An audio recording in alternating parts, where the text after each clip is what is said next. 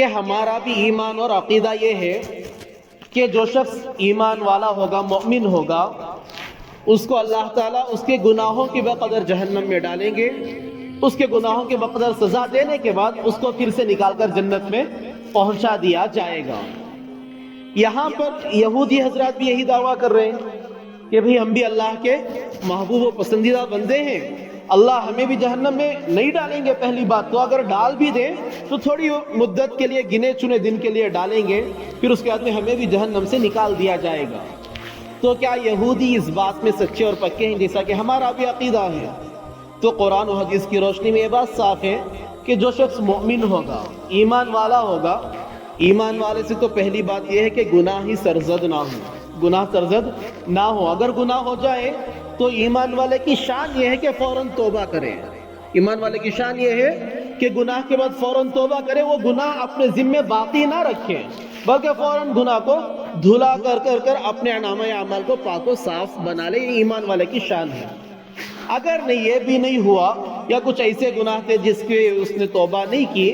تو اس پر اللہ تعالیٰ قیامت میں اسے جہنم میں ڈالیں گے، وہ اپنے گناہوں کے مطابق عذاب بھگتے گا، پھر اس کو پاک صاف کر بھیج دیا جائے گا۔ مگر یہودیوں کا جو دعویٰ ہے کہ کچھ دن کے لیے وہ جہنم میں رہیں گے، پھر پاک ہو جائیں گے، جنت میں آ جائیں گے، یہ غلط اور جھوٹا ہے۔ وہ اس طریقے سے کہ جو یہودی حضرات تھے وہ شریعت موسوی کو مانتے تھے، حضرت موسیٰ علیہ السلام کی شریعت پر ان کا عمل تھا، اور اللہ تعالیٰ کا یہ قانون تھا کہ اگر کوئی قوم اپنے نبی کو مان رہی ہو، نبی کے جانے کے بعد جب دوسرے نبی آئیں گے تو حق یہ ہے، اللہ تعالیٰ کا حکم یہ ہے کہ وہ اپنے نبی کو چھوڑ کر جو نبی آئے ہیں ان کی شریعت کو مانیں، ان کی شریعت کے مطابق اپنا اعمال کریں، زندگی گزاریں۔ اس نبی کو ماننا ضروری تھا۔ مگر چونکہ یہودی لوگ جو اہل کتاب تھے، ان لوگوں کا عمل ایسا نہیں ہے۔ انہوں نے توریت کے حکم کے خلاف، اللہ تعالیٰ کے حکم کے خلاف، اپنے نبی کے حکم کے خلاف جا کر اپنے شریعت پر باقی رہے، اور حضرت محمد مصطفیٰ صلی اللہ علیہ وسلم کی الہی شریعت کو نہیں مانا، نبی صلی اللہ علیہ وسلم کو اپنا نبی و رسول اور اللہ کا بھیجا ہوا پیغمبر نہیں مانا، لہٰذا اس اعتبار سے وہ لوگ کافر ہوئے۔ اس اعتبار سے وہ لوگ کافر ہوئے، وہ لوگ نبی صلی اللہ علیہ وسلم کی شریعت میں نہیں آئے، اور اللہ کے نبی کے آنے کے بعد اس شریعت میں آنا لازم اور ضروری ہے۔ اگر اس شریعت کو نہیں مانیں گے، نبی کو نہیں مانیں گے، تو وہ شخص مومن اور مسلمان نہیں ہو سکتا۔ لہٰذا جو مومن نہیں، اس کے نیک اعمال کا کوئی دار و مدار نہیں، کوئی اعتبار نہیں، وہ شخص مکمل طور پر کافر ہے، اور کافر کے نیک اعمال کا اعتبار نہیں ہوتا۔ لہٰذا یہودی جتنے بھی دعوے کر لیں، وہ قیامت تک بھی اگر اہل کتاب ہی رہیں، توریت ہی کو مانیں، جو ان کا دین ہے وہ اس پر ہی چلیں، اور اس دین میں نہیں آئیں گے، تو قیامت کے دن ان کے ساتھ یہ معاملہ پیش آنے والا نہیں ہے، بلکہ پورے کفار کی طرح انہیں بھی جہنم میں ہمیشہ ہمیش کے لیے ڈال دیا جائے گا۔ پھر آگے فرماتے ہیں مفسرین، من کسب سیئۃ واحاطت بہ خطیئۃ، جس نے گناہ کیا اور اس کے گناہ نے اسے گھیر لیا، اس طریقے سے کہ کوئی نیکی اس کی باقی نہیں رہی۔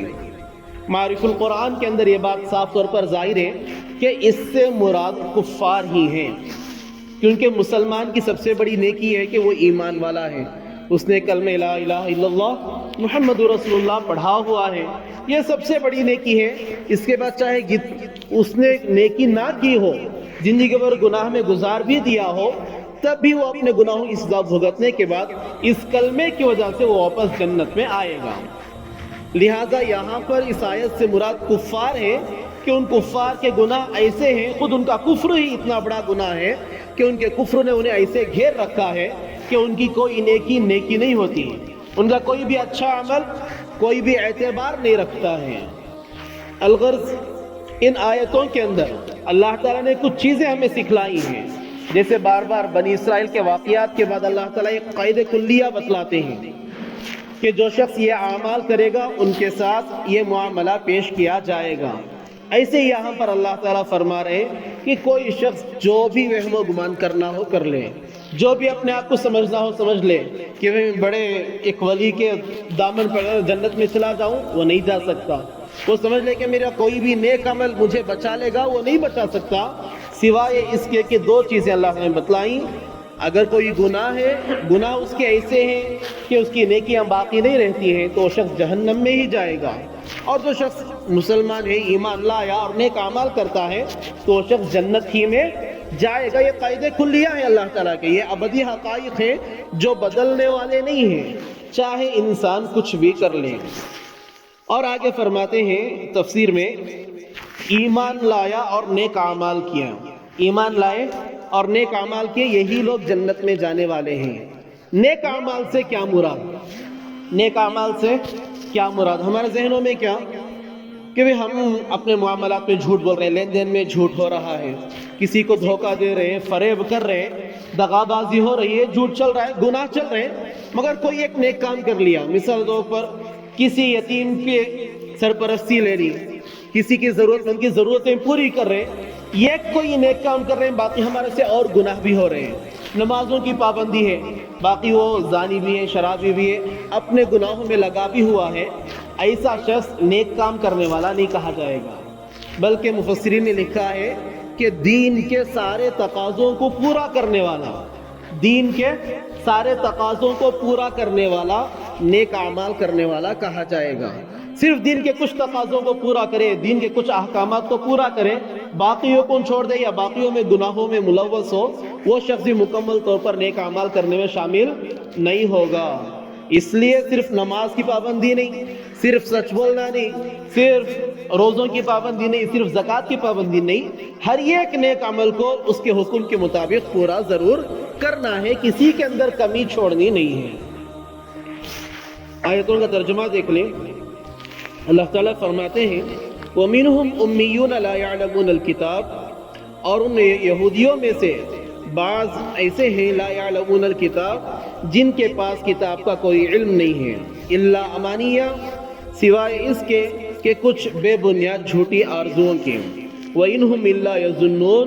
اور وہ زندگی گزار رہے ہیں ظنی اور تخمینی خیالات میں۔ فَوَيْلٌ لِّلَّذِينَ يَكْتُبُونَ الْكِتَابَ بِأَيْدِيهِمْ، چنانچہ ہلاکت و بربادی ہے ان لوگوں کے لیے جنہوں نے اپنے ہاتھوں سے کتاب لکھی، ثم یقولون ھذا من عند اللہ، پھر وہ کہتے ہیں کہ یہ اللہ کی جانب سے آئی ہے، لیشتروا بہ ثمنا قلیلا، وہ یہ کام اس لیے کرتے ہیں تاکہ وہ ایک حقیر سی قیمت کو خرید سکیں، اصول کر سکیں۔ فویل لہم مما کتبت ایدیہم، پس ان کے لیے ہلاکت ہے اس کی بدولت جو ان کے ہاتھوں نے لکھا، وویل لہم مما یکسبون، اور ان کے لیے ہلاکت ہے اس کے سبب جو انہوں نے کمایا۔ وقالوا لن تمسنا النار الا ایاما معدودہ، اور ان یہودیوں نے کہا کہ ہمیں جہنم کی آگ ہرگز نہیں چھو سکتی مگر کچھ گنے چنے دن۔ قل اتخذتم عند اللہ عہدا، نبی جی ان سے کہیے کیا تم نے اللہ سے کوئی عہد و قرار لیا ہے؟ فلن یخلف اللہ عہدا، تو اللہ تعالیٰ اپنے وعدے کی خلاف ورزی نہیں کریں گے۔ ام تقولون علی اللہ ما لا تعلمون، یا تم اللہ پر ایسی بہتان تراشی کر رہے ہو جس کا تم علم نہیں رکھتے۔ بلا من کسب سیئۃ واحاطت بہ خطیئۃہ، کیوں نہیں، جو شخص گناہ کمائے اور اس کے گناہ اس کا احاطہ کر لے، اس کا گھیراؤ کر لے، فاولئک اصحاب الجنہ، فاولئک اصحاب النار، تو پس یہی لوگ جہنمی ہیں، ہم فیہا خالدون، وہ جہنم میں ہمیشہ ہمیشہ رہیں گے۔ والذین آمنوا وعملوا الصالحات، اور جو لوگ ایمان لائے اور نیک اعمال کیے، اولئک اصحاب الجنہ، یہی لوگ جنتی ہیں، ہم فیہا خالدون، وہ اس میں ہمیشہ ہمیشہ رہیں گے۔ اللہ تعالیٰ سے دعا کہ اللہ تعالیٰ ہم تمام کو بھی کہیں سنی باتوں کو سمجھ کر اس پر عمل کرنے کی توفیق عطا فرمائے۔ آمین، وآخر دعوانا الحمدللہ رب العالمین۔